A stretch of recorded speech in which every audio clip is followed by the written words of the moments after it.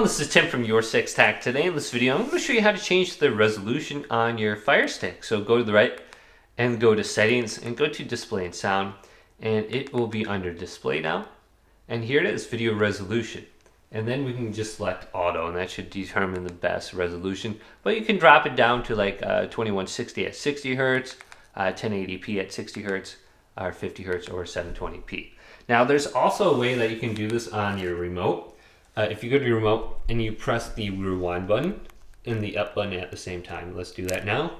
And hold this down about 5 to 10 seconds. It'll give you the option to cycle through these different resolutions on your screen now. So maybe you have a black screen or something like that. Changing the resolution could help that by doing this method right here.